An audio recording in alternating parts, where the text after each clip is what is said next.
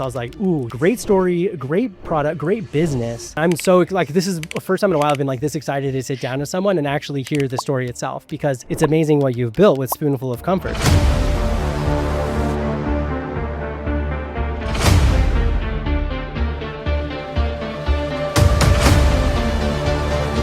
So Spoonful of Comfort just started from a place of love. It was October of 2007, and I got the dreaded call that my mom was diagnosed with cancer. I will say as a side tangent, like you crush the branding, especially in the world of e-commerce where you can have these two different experiences. He also came out to look at it. It was summer in Florida, as you can imagine, the humidity and the heat and awful, and put me up in Park City. It was gorgeous in the weather, and I'm like driving down 224. We are doing partnership with them this year. You may or may not find one of our packages in one of the movies. If something ever came off, flip it in a way that I think would hurt our customers.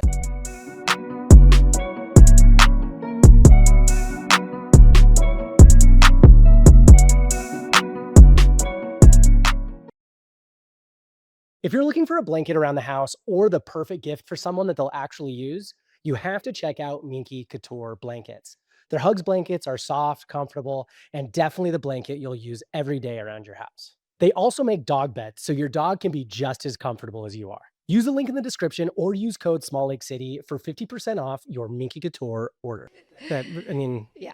Around this world that you've created around you. Yeah. But I'm excited.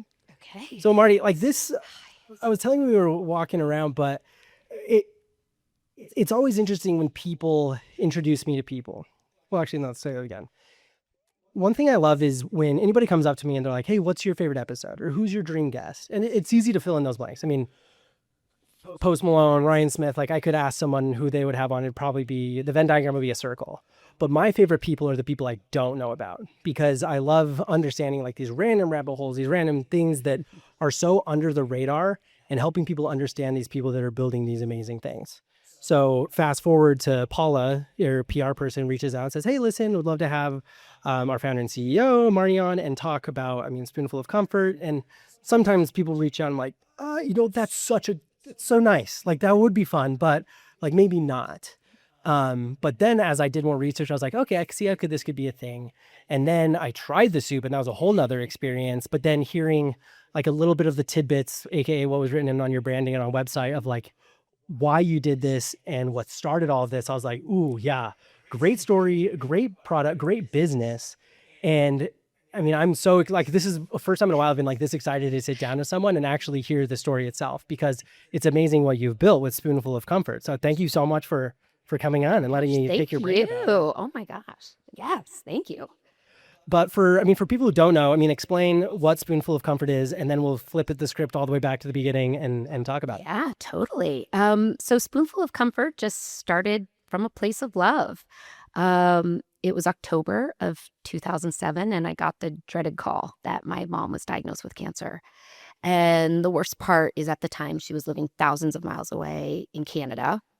We had 2 young babies at home, and I couldn't just jump on a plane and to go be with her. And of course, I was crushed and devastated and wanted to do something to help her and be there for her. And so I jumped online, and there were tons of flowers and candy and fruit. And I love all those things. But for this particular situation, it just didn't feel appropriate. And I thought, what do you send someone who's sick? Chicken soup. Like, it's what she, like many mothers, always made to comfort me. Yeah. Couldn't find any, and tragically lost her 6 weeks later. And this idea would wake me up at night. Why isn't there anybody who's focusing on these important life moments? And so I thought, what better way to honor her than to help others in the same situation we were, and poured my grief into it, and off we went. What a great way to both give you something to get through that healing process, but then also honor her in such a great way where you can pay it forward to others. Because I'm sure in the time since then and now, there's people's like, actually, thank you so much for giving something like this, because having 2 young children, half a continent away, doesn't really work that way. And it was so like almost nostalgic for me hearing about that, because when I think of, if I was sick at home, my mom would always make soup, whether she was busy, like, here's your Campbell's can, or let me make you some chicken noodle. And actually it was even more nostalgic for me because I had the chicken and rice And there's this soup that they used to have at the Emigration Market on like 13th South and 17th East, where I grew up around there. And it was this chicken and rice, and it was and probably is my favorite soup still. And so when I saw chicken and rice, I'm like, all right, let's see. And I was like, oh, this is so It's my favorite. close Yeah. to what it was. Like, and it was just like I'm a soup critic, meaning like I love soup, but if it's a bad soup, I won't eat it. And so I was like, I got it, but I was nervous, but also excited. So I was like, okay, like drink the broth, very excited. And then I loved, like one thing in my family is rolls and bread. Oh, yeah. Like when my mom was able to retire from being a pediatrician, the one thing that she leaned into a lot on top of playing the organ was baking. And so she always makes, like, if you ever go to dinner at her house, she always has fresh made bread, rolls, I mean, whatever it could be. And so, like the story on the box, it says where it's like, like my grandma would always make rolls and have them out, and we'd sneak some, be like, oh, it was probably the squirrels or the birds or something. 100%. So good. And also, just I don't even get started with the cookies because, like, my sweet tooth alone, I mean, it's a problem. I love it. I love to hear it. Yeah. But I know that, so mom in Canada, you mentioned that you had moved as a senior from Canada down to Florida. That's right. As a senior in high school, which I joked that, I mean, that was their dream to go somewhere warm to retire. But as a high school senior, I mean, that is a nightmare come true of leaving all your friends to the whole new place, but ended up with you meeting your husband. It did. Yeah. So yeah, that came, and I knew I was going to go to school here, and they were going to wait. So they weren't that mean, but I was like, let's go. We don't have ACTs, SATs in Canada. So I was like, we'll do senior year here. And that's where I met my husband. And here we are. We were How'd you meet? 17 In high school? in high school. Oh gosh. Okay. We don't have to quantify. Oh, but okay. We'll get it. So apparently I've always had an entrepreneurial spirit. So when we moved there, my parents didn't realize they put us in a private school, and it was actually a feeder school for kids at the Bolletary Tennis Academy. If you know anything about, it's now IMG. Yes. Which is like an odd thing to trip and fall your way into moving into another country. Like, oh, sorry, I didn't know. I just down thought the you were a street. private school. Then, by the way, it's like this whole tennis school. If you're trying to keep up with everything life throws at you, work, workouts, long runs, rounds of golf, whatever it might be, having your nutrition dialed matters. That's why I use Gnarly Nutrition. From supporting my recovery to fueling performance and helping me feel good no matter what I've got going on. And even better, they're located right here in Utah. Whether you're in the gym, on the trail, or just trying to get through your day, Gnarly has you covered. Check them out through the link in the description to see why they've become part of my daily routine. Went to public school my whole life, but they were nervous. Like, we don't know how this works, and we're going to put her in a college prep school, and, thought it was so fancy. And here it's all these kids that play tennis at Bolletary who basically went to school 3 days a week for like half days. They were just checking the box so they could play more tennis. And I get there and I'm all serious about school and I'm getting ready for college. And so I find out I'm taking all these notes, and, these kids aren't taking notes and started asking me before tests. So little did I know I had inadvertently, I'm like, oh, I wish I would have capitalized on it then, but invented Cliff Notes. I started copying my notes and selling them to the kids Genius. that were there, right?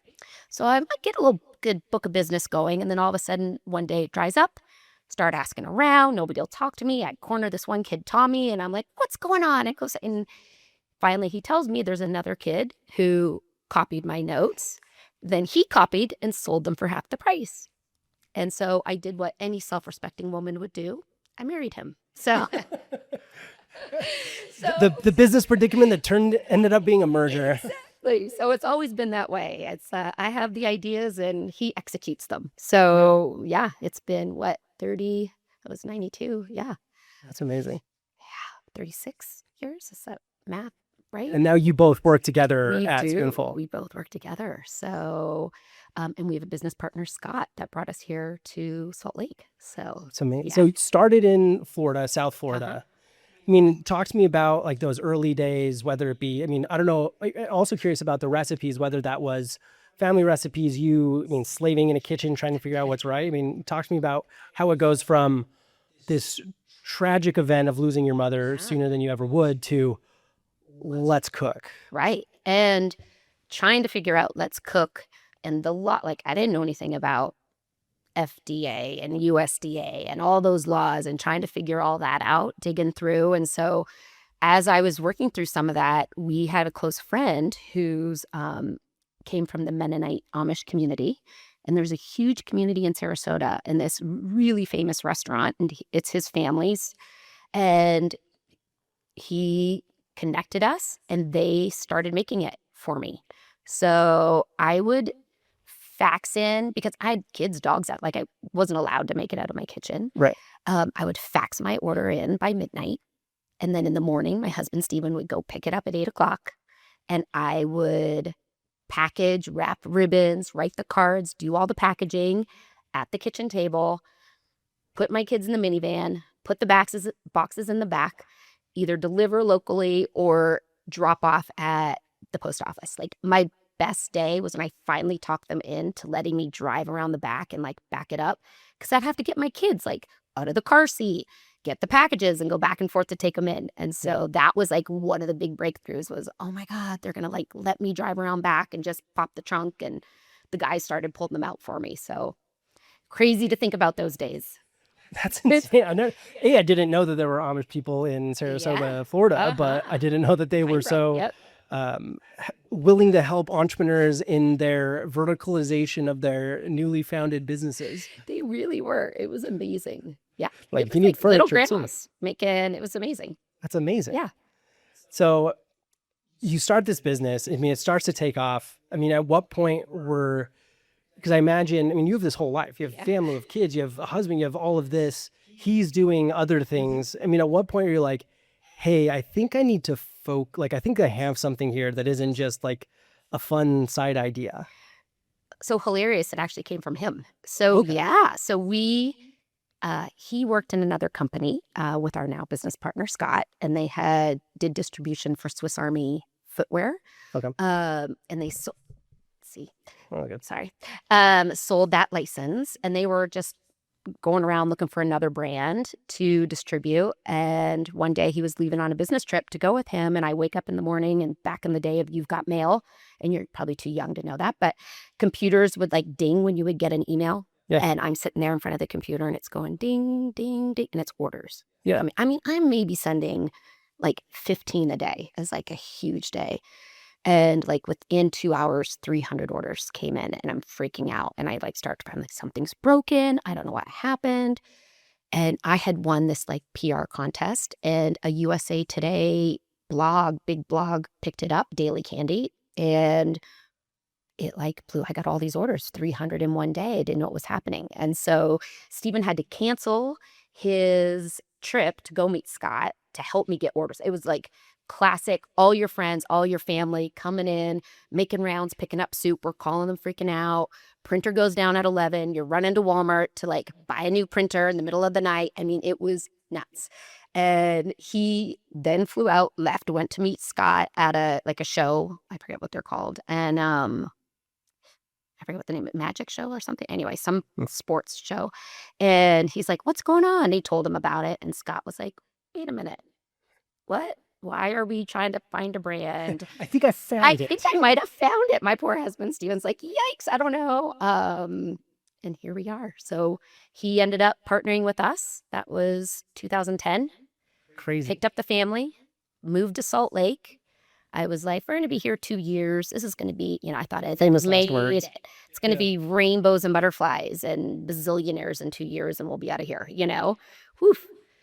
Well, I always call it like the office effect of when anybody works with their spouse, because it becomes this, hey, we're going to wake up together. We're going to get ready. We're going to drive to work. We're going to be at work. We're going to end work. We're going to go home. And like kind of this, okay, like, is there an end to any of this? But the people that can make it work, it's like, it truly is something magical. Yeah. Because then because like, I've been thinking about this a lot recently, not just like in relationship wise, but human wise, of how hard it is to find things that you can enjoy the same without someone being like, okay, fine, we'll do it. Or like pushing them. It's kind of like when you have like that relationship friend where you're like, oh, we like the husband way more than the wife. But then you find those couples, you're like, actually, we like both of them the same. We're going to lean into this.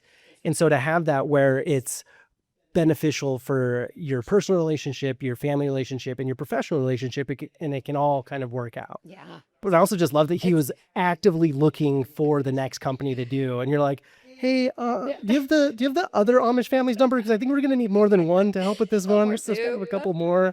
Exactly. Crazy town. Our kids make so much fun of us. So And then at the beginning, I mean, it sounds like his background is more kind of like that logistics, supply chain, distribution side of things, Yeah. and you're the brain behind it all. So I wouldn't say that, but so I love all things the creative, the marketing, the product. I get so excited about that still. He does all the operations, and then our partner does like finance, and man, he's president and make sure we make some money. boring stuff, Keep things on track. So yeah. What I will say as a side tangent, like you crush the branding, especially in the world of e-commerce where you can have these two different experiences. You can have one where here's your brown box, here's your product, eat it. But with yours, I mean, especially when you think about from the context of this is in the main way people send this is a way of, hey, I can't be there. Here's a way that I can be there. And so to have this experience of this unboxing of like, okay, here's the soup, here's why we did it, here's how to enjoy it, here's the story of like how this all came to be, and a little bit more of that where, I mean, I think a lot of like one thing that a lot of people in e-commerce, especially where there's like such an experience side of it, miss the mark is on branding. So whatever you're doing there, keep doing it, because I'm someone that loves that and enjoyed unboxing it and having the experience as part of it. So That makes me so happy. A plus. It was very intentional, and we were very thoughtful about it, and just, yeah, like you said, I think it's kind of going back to, it's one of these things like small things can have a big impact, small, it doesn't have to be these big grand gestures, like just little things can just give you that, I don't know, little moment of happiness. Totally. I mean, it's like those little things of, I mean, someone texted me the other week. I was like, hey, I experienced this and it made me think of you. Hope you're doing well. I'm Right? like, it doesn't have to be like, I got you this huge thing. Totally. It's like when you get older, all you want to do is be thought of and considered. Exactly. So it's those little things that happen with it. So you guys, so Scott and his partner are like, oh, hey, by the way, we're in. Yeah. They come and help you. I mean, talk to me about that, like that decision of going from Florida to deciding to land in Utah of all places. Crazy. Yeah. And picked up our that was a big, scary. Because did you have much experience here before, or? No. So now I will say Stephen had, they were based here and out of San Francisco. So he would come in and he loved it. So now looking back that I'm like, tease them. I'm like, did we really have to move here? Or did my husband just kind of like put that? He's like, tell her that's part of the deal or forget it, but came here and ended up loving it. Yeah. Love it. And it's so hard not to. Like, that was one thing that I didn't really understand until I got older. Because growing up, I mean, my grandpa's theory was if you can walk, you can ski. So we were always on a chairlift. My grandpa would tell his like 3 jokes to everybody. They'd laugh. We go on with our day. But we never really he never really asked where people were from. He would just kind of like talk to them. And then fast forward to like me going on mission, coming back, and then like having this like innate feeling of like, I have to talk to everybody. And I started to realize like no one is from here. Like everybody I talk to is like visiting, they're on a trip, they're doing like, it just never really clicked to me in like my youth. And then fast forward to, and when I was in college, I was one of the first Lyft drivers in Utah. And that was fun because I got to talk to people, but it was fun hearing people's stories of like, oh, I came here for a wedding and then flew home to pack up everything and move back. Or, oh, I thought I'd be here for a season. Or I thought I'd be here for a year. I came for a job and thought it was just going to be one step in the next. And then they end up freaking falling in love with it and starting a business, a family, and everything along from there. I loved it. Hilarious. I'm like, he also set up that came out to look at it. It was summer in Florida, as you can imagine, the humidity and the heat and awful. And, put me up in Park City and it was gorgeous in the weather. And I'm like driving down 224 and a hot air balloon comes up out of the... He's got his whole experience paid. He's like, totally. And he's like, cue okay, she's going to drive by and cue the balloon and cue the moose and cue the deer. And I was like, okay, I can get behind this. And even Salt Lake, I just love all of it. And especially with, everything that's been developing in Salt Lake with like the Northwest Corridor and like West Valley, like if you have an e-commerce business and need to scale and have warehouses, and I don't even know, I don't know where you store all your Amish families that are making the soup now, but I'm sure there's a space for them. Exactly. Yeah. We have 2 buildings over there. So that's crazy. Yeah. It's awesome. Man. You love it. And it's like, I love that. Like it's interesting in like the amount of people I've talked to, which I think this is probably somewhere around like just shy of 130. And it's funny to me because like so many people I talk to in my personal life, like, oh, I just want to start a business to get rich. I want to start a business. Like they have this like outcome that isn't necessarily tied with like the business itself or the why. But the most people I've seen that have been successful really had something that they tie to as far as a value, a passion, something that they really want to get involved with, like surround their life around. And then the next thing they know, they have 2 buildings in West Valley that if someone could go whisper in your ear of like, hey, by the way, like walk up to you and you're finding out that your mom had cancer and be like, hey, by the way, this is going to end up with you living in Park City, having 2 warehouses and an e-commerce business that spans the entire world. Yeah. You're like, what do you, What? excuse me, come back here. What? I Crazy have town. questions. Crazy town. Yeah. Couldn't even believe it. And like, I guess comparing that life of being in Florida, then also having that Canadian experience, I mean, being here, did it like meet those expectations or were you just pretty surprised overall? Oh yeah, no, totally did. And more, everyone's just, it's funny you say like talking to people, everyone's friendly and helpful and everyone was so outgoing. When we first moved here, it was so new and we were broke and we were bootstrapping and the amount of other businesses and people that truly like reached out and would offer to help and they meant it and they would take your call and you would ask a random question and they would help you and connect you and we wouldn't have had that there. Yeah. That's for sure. That's the thing I love about, I mean, I think Park City especially is such a, like if you were to move directly to Salt Lake, like it's a little bit, I don't know how to phrase this. It's a lot very soon.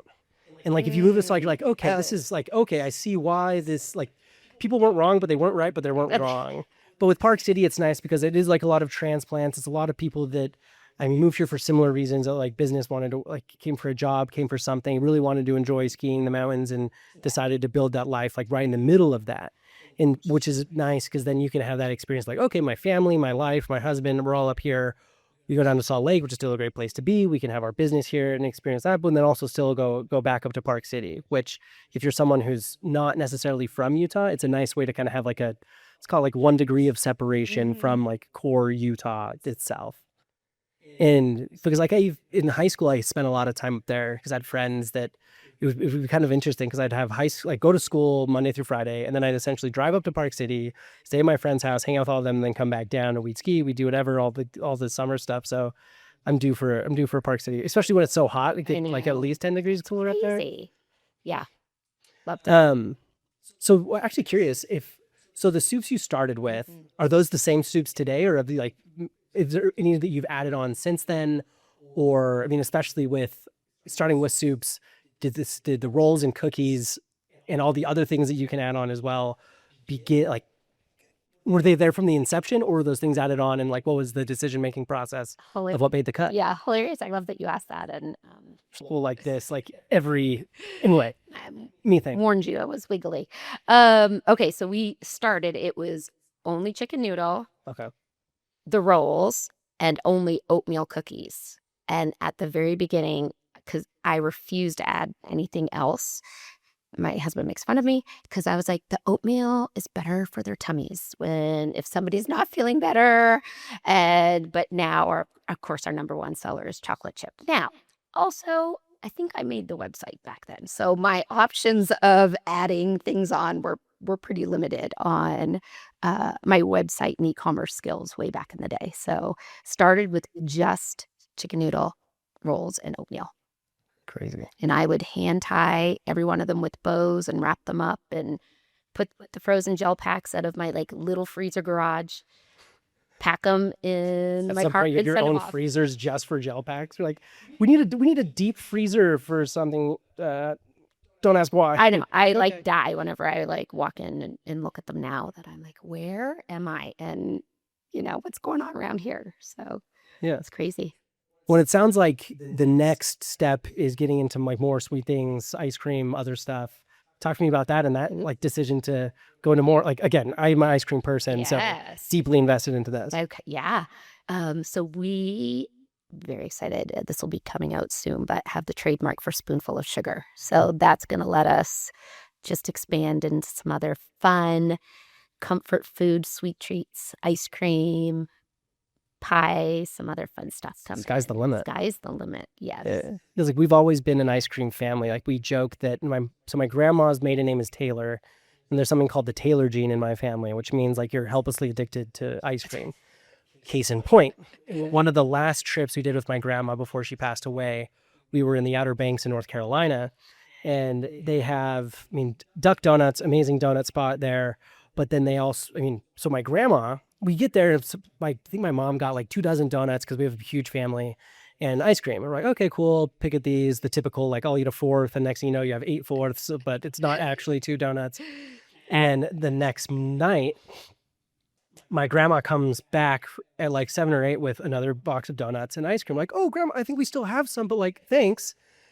And then the next night she comes again, thing of donuts, ice cream. Like, hey, like really, grandma, like I think we're okay. But she would just sit there in front of the freezer and just down ice cream. And I was like, you know what? If I'm at your age, I'm eating as much ice cream as I physically can.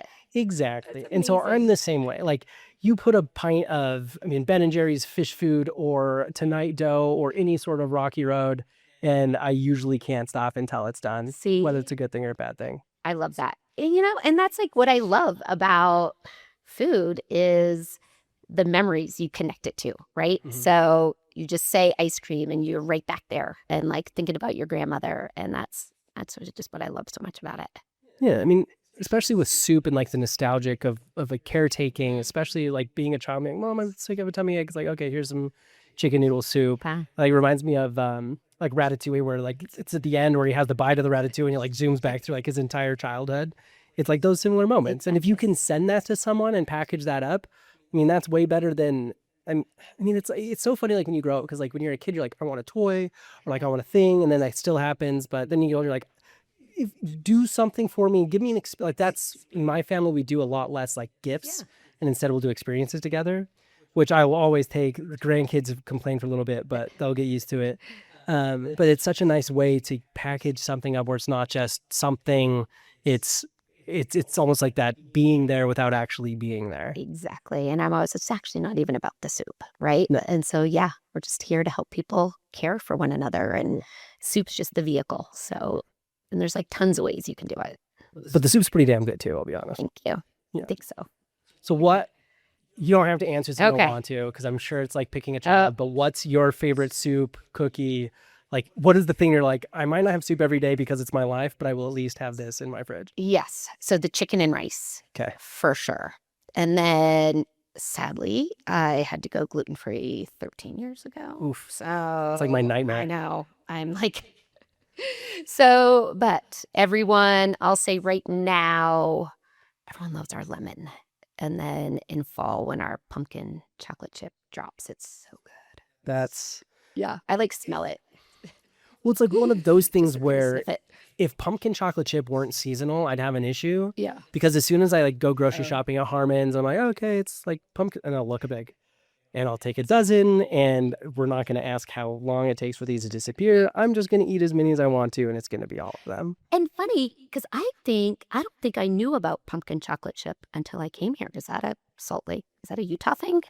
I don't know if the Salt Lake thing in particular, but I will say, like, Salt Lake drug of choice, well, more like LDS drug of choice, let's go there, is sugar. And so it leads to a lot of refined tastes and a lot of opinions and very specific desires. So if there's something as good as a pumpkin chocolate chip cookie, they will have found it out and made sure that it makes the rounds. Well, it's awesome. So I'm glad they did. I do miss that for sure. Yeah. So outside of running a growing amazing business, having a family, what are some of the things that take up your time or that you like to do around Utah? Ski. Makes sense. So I love to do that. When we have snow, this year wasn't so great, but ski, hike. I love to go to concerts and just hang out. Trying to think. It doesn't get much better than that. I know, right? I was just looking recently at the Park City concert series lineup, and that's always a fun. Because again, like it's nice to ski in the winter, but then also be like, oh, I can curl up here with a beer and listen to music and totally have a beautiful sunset. And you're like on the picnic blanket, and everyone's around you, and kids are like kicking soccer balls, and it's awesome. Amazing. I love it. And then as someone who appreciates food, I mean, what are some of your places to go to? Or maybe you're more cook at home. I mean, I assume you don't have a lot of time to cook, but that's my assumption, but maybe it's your own passion still. But So the irony is I'm actually not very good at, I probably should cut this, or you can leave it in. My husband is an amazing cook and loves to cook. And so that's actually my favorite. I know. I mean, you've like put together like the perfect life of like, okay, we have this business doing really well. I married this guy who also cooks food all the time. I know. You drag me to Utah. Will we do this? Let's say that out loud. He's terrible. Yeah. We'll keep him humble. Yeah. We'll keep that between us. Keep that between us. Then he won't know. Yeah, I love it. It's hard. Like I don't know. Yeah. I mean, it's that same logic of when you're hungry, you need to go find something. It's like, hey, where do you want to go eat? Like, I can't think of a single thing. But then as soon as you're not hungry, you're like, oh yeah, there's these 2 places I've always wanted to try. And then if people want to find more information, try out Spoonful of Comfort for themselves. Where's the best place to find information? Spoonfulofcomfort.com. Good deal. I do have something kind of fun, actually. We didn't talk about, but you can cut this if it doesn't fit. Oh, we can reorder everything. We are doing a big partnership with Hallmark this year. So the Hallmark holiday movies. Let's do this. Also sounds like exciting partnerships are coming up. Tell me a little bit about more what you have cooking up with Hallmark. So excited. No pun intended. Yeah, that good one. So we are doing a partnership with them this year that we'll be doing marketing, we'll be doing some digital advertising.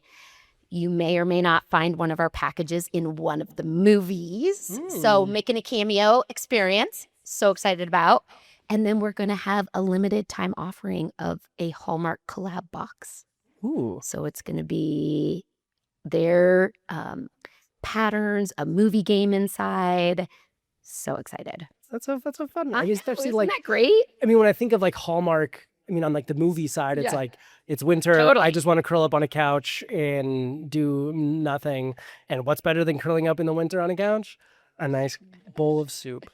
Yes. To get you through it. Yes. How did that come to be? I know. So it was awesome. We did a small marketing test. I think we were introduced to them by somebody. And it was so went over so well and was so successful that we talked to them this year again and they loved it. And here we are. There you go. And here we go. Next thing you know, we need a box for a set. We won't tell you too much, but. So I love it. Yeah. Now Spoonful of Comfort's a movie star. Yeah. It'll be great. Love it. Man, I don't know. I'm drawing blanks. I mean, that's well, it's nice because you have a good flow about everything. So it's sometimes I have to feed people more. Phil, I know me, you have to be zip it. No, it's such a high pro. Love it. Yeah, no, it's the perfect length. This is the perfect podcast. Good. Yay. Totally. All the sweaty palms for nothing. That wasn't too painful. No. Sometimes I there's been people who they'll show up and they'll be like, I've never done this before. Are we filming this? We're doing this. Hey, there's one we probably recorded for 15 minutes. He's like, can I take a 10-minute break? I just need to go breathe. I'm like, but yeah. He comes back, can we just start all over? I'm like, sure. And you're so easy. That's if they're nervous with you, that's, yeah. Try to be. Yeah. I mean, last thing I want to do is be we're putting you on the spot. Everything happens. It's all super serious.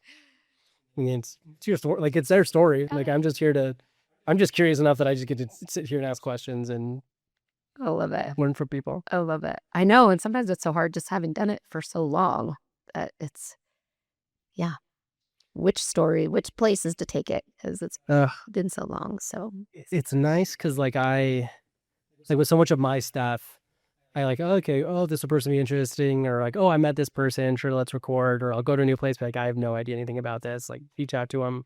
But then it's the people like Paula that they're hey, I'd love to have someone on. I'm yeah, I think so. I think this is exactly what I want to do. So again, it's but it's nice because there's enough people that reach out or there are, yeah. It kind of keeps things moving. I did think but they're in Park City. Is that all right? That's fine. I'm gonna give you his information. A friend of ours, Mark Straber, is an owner in 5 Seeds. Yes. That's why. And Matilda. Yes. Yes. Well, because like when it comes to Park great. City food, here, actually, let's Oh, do yeah. this way. Before we wrap, I want to ask 2 questions I always ask everybody at the end of each episode. Number 1, if you could have someone on the Small Lake City podcast, who would you want to hear from? We have a friend, Mark Schraber, who is one of the owners in a few restaurants in Park City that I love. 5 Seeds and Matilda. Ooh. So here's my take on Park City restaurants. Is there's some that you're like, okay, it's a tourist trap. This is fine. It's not that great. But there are some that every time I'm there, I usually try to go to. And 5 Seeds is one. Oh, yes. Like if I have to spend the night in Park City, I will always go to 5 Seeds.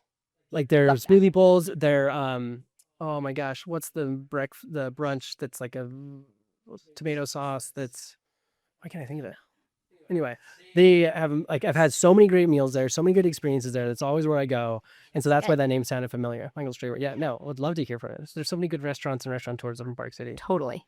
And then lastly, if you could have someone on the small, or sorry.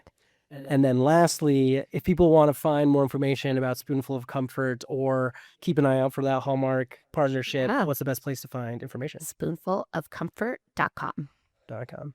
So go get yourself a box. If you know someone who's going through a hard time and you can't be there physically, at least be there emotionally and be able to give them a great bowl of soup, some rolls to go with it, and an amazing cookie. I had the chocolate chip and snickerdoodle, which are my number 1 and 2 favorite. And I usually can have some sort of self-control, but oops, I guess I'll have to order more. Love to hear it. No.